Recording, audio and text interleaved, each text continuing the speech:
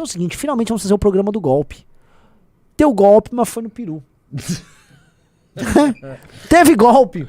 Mas saiu pela culatra. Uma pergunta que eu ia fazer pro Ricardo, mas faço pra vocês. Se alguém avisasse, ó, agora no segundo semestre, num país sul-americano, vai rolar uma tentativa de golpe de Estado de um presidente polêmico. Que tem visões conservadoras do ponto de vista moral. Não acredito que o Bolsonaro aplicou. Veio. Mas não, veio do Pedro Castilho e foi muito frustrado o golpe. E eu acho muito interessante. O Ricardo botou isso no Twitter. E eu gravei um vídeo especial sobre isso, tratando disso para o Clube MBL, tá? Então assim, você acompanha o News, cara, o mantra é Clube MBL, tem que entrar todo mundo no Clube MBL, porque o Clube MBL é a forma que a gente vai financiar o partido do MBL. Então, se você não entrou no clube, depois não reclame. E depois também não reclame que você não tem conteúdo de qualidade. Mas voltando. O Pedro Castilho, ele sofreu, e assim, vai dar pra gente entrar em várias coisas que a gente abordou, mas uma das coisas é oposição dura, Estados Unidos dando mãobrada nele. Não vi, por enquanto, a esquerda brasileira aparecer em solidariedade. Porque assim, toda vez que os caras aprontam, eles vêm. E agora, depois que o impeachment tá rolando, eles tinham que falar golpe. Não estão nem vindo isso. Eles também não reclamaram que ele deu o golpe, tampouco estão vindo agora em solidariedade a ele. Um recado que fica não só pro Bolsonaro, mas pro Lula é do tipo... Pô, se não tá fácil no Peru, cara. Aqui não é o Peru.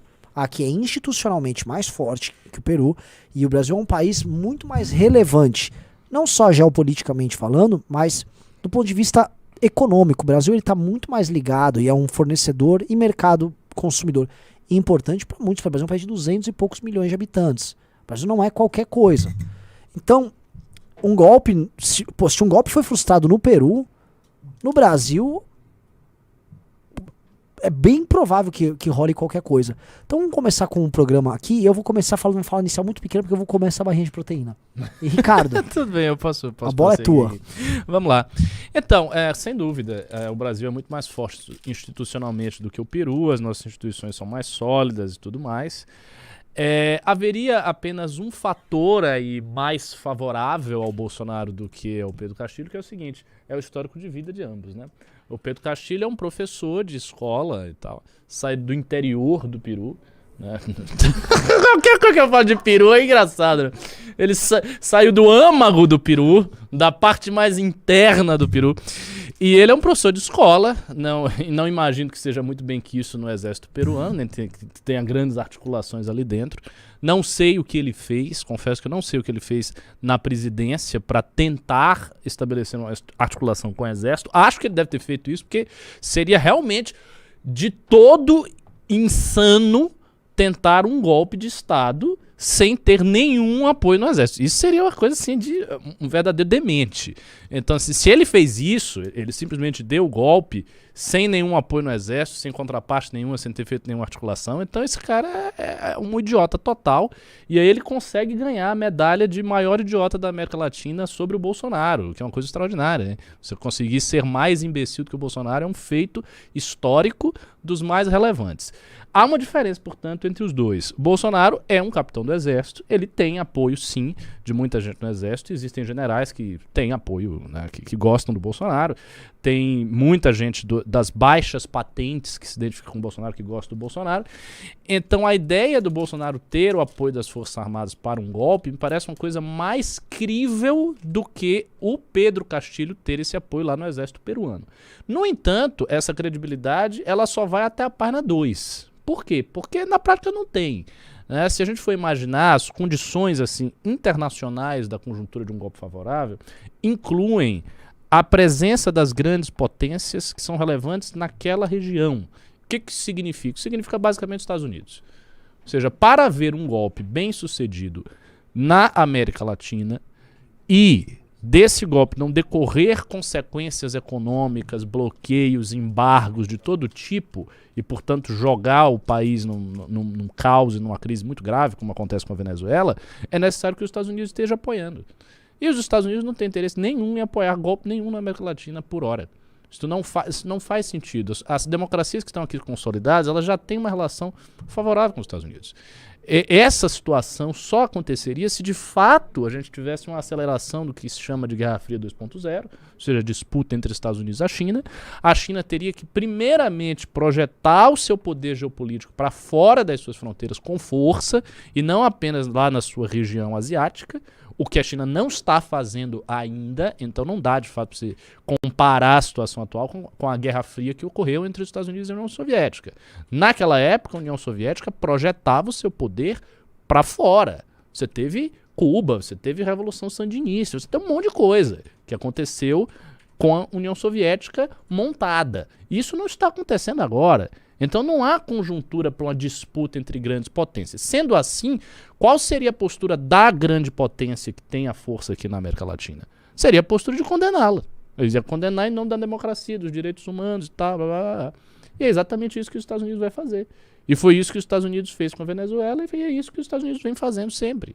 Então esses golpes à esquerda, eles caem nessa dificuldade. No caso do bolsonarismo, a coisa fica mais complicada ainda, porque o Bolsonaro nem tem um apoio mesmo do exército. Ele tem um apoio de alguns generais que não querem que ele dê golpe nenhum, que não querem que ele faça nada. Como eu já havia dito num vídeo para o Clube MBL, e também eu falei aqui nas minhas análises, as Forças Armadas têm o interesse de fazer uma chantagem no governo Lula. As Forças Armadas querem ter uma posição de poder no governo Lula. Basicamente desejando três coisas: um ministro da defesa que lhes seja favorável, o que eles conseguiram com José Múcio, ex-presidente do TCU, que é um nome que todo mundo das Forças Armadas diz que é bom, inclusive o Mourão e outros generais das alas bolsonaristas. Manter um orçamento elevado para o Exército, certamente eles querem ter um orçamento bom. Houve um aumento de mais de 250% entre o governo Temer e o governo Bolsonaro. Eu trouxe esse dado lá no vídeo do Clube MBL, um aumento gigante do orçamento. Obviamente eles devem calcular que não vai dar para manter um orçamento tão elevado assim, ok. Mas eles não devem querer retroceder o orçamento todo para trás. Então eles devem querer manter um orçamento alto. Esse orçamento vai para duas coisas basicamente: benesses e reaparelhamento do aparato militar, né? Programa com submarino, programa com isso, aquilo, compra de blindados, essas coisas que o Exército quer. E a terceira é não perder todos os cargos de chefia de estatais. Então as Forças Armadas vão fazer uma chantagem para isso acontecer. Eles não estão preocupados com o Bolsonaro e não estão preocupados com aventuras golpistas do Bolsonaro. E outra coisa que a gente sempre comentou: seria muito ridículo todos os generais brasileiros fazerem um esforço tremendo, colocarem a sua condição em risco para dizer: toma aqui o poder para você. Pra você. Intervenção militar com Bolsonaro ele no poder, que é um capitão. Pelo amor de Deus. Os caras fazem todo o trabalho. E aí dá pro Bolsonaro. Eu adoro isso, cara. Os generais, eles não são, sei lá, metade do povo brasileiro que fez isso com o Bolsonaro.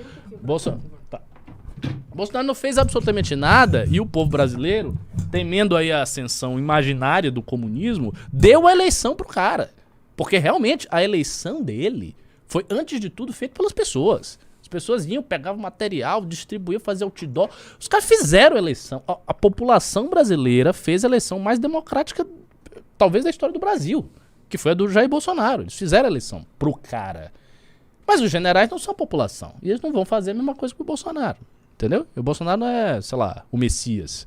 Isso não vai acontecer. Ele não vai receber essas coisas de mão beijada. O que ocorreu no Peru é um recado muito claro para ele, para todo mundo que está vendo essa situação. E vamos ver, né, os desdobramentos disso. Eu acho que o governo Pedro Castilho já era. Esse governo acabou. Porque ele acabou de ser impeachmentado. Ele foi impeachmentado mesmo, foi preso. Acabou ali. Provavelmente quem vai assumir é a vice. E a vice já rompeu com ele. Sim. Aí a vice deve tocar o barco e acabou. É um fim anunciado. Eu fui pegar a história do Pedro Castilho, né? Ele era um professor de ensino público lá na região dele, sindicalista, e ele fez parte de umas manifestações grandes que tiveram, em que foram lideradas com a pauta, foram lideradas por ele, por alguns outros, com uma pauta de defesa de melhores salários e condições para os professores. Foi uma coisa específica. Disso aí, ele foi uma grande liderança, ele estourou, e aí, ele é uma personalidade folclórica. Ele é engraçado. Ele voltou pro lugar, ele voltou pro anonimato. Aí ele ficou, acho que 1, 2 anos no anonimato, e falou: eu vou ser presidente. E aí ele foi concorrer, foi pra um partido que chama Peru Livre, o que é um nome muito engraçado. E aí o Partido Peru Livre é um partido de matriz marxista. E o presidente do partido é meio que um ladrãozão. Ele não podia concorrer, falou: não, vai você, bota esse louco aí. E o cara foi uma sensação ganhou as eleições, não sabia como governar. E ele foi. Ao mesmo tempo que, de um lado, ele era coqueluche na esquerda, de outro, a esquerda já criticava ele porque ele é de uma esquerda old Mais school. retrógrada. Né? Tanto que o Globo News hoje pintou ele como conservador, como um reacionário, né? Com um governo misógino. E foi muito engraçado Ele é tão reacionário quanto o Fidel Castro, se a gente for falar assim.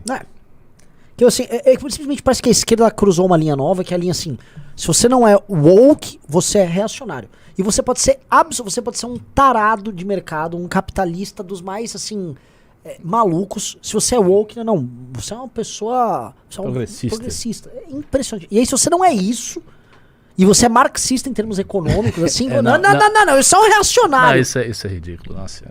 Foi a abordagem da Globo agora. Então, a gente tá vendo assim, a esquerda não tá vindo em socorro a ele. E eu tô achando até um pouco estranho, porque naturalmente teria que vir algum socorro.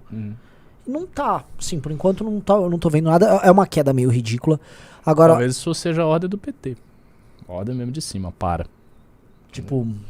não fala nada do assunto, porque realmente a situação do Lula já é toda complicada. Tem um Bolsonaro aí você vai apoiar o golpe do cara, sabe? Já soa muito mal pra esquerda se defender. Galera, assim, eu não vou entregar qualidade pra vocês também não entregam o like, né? Eu tô nem pedindo dinheiro, tô pedindo like, tec,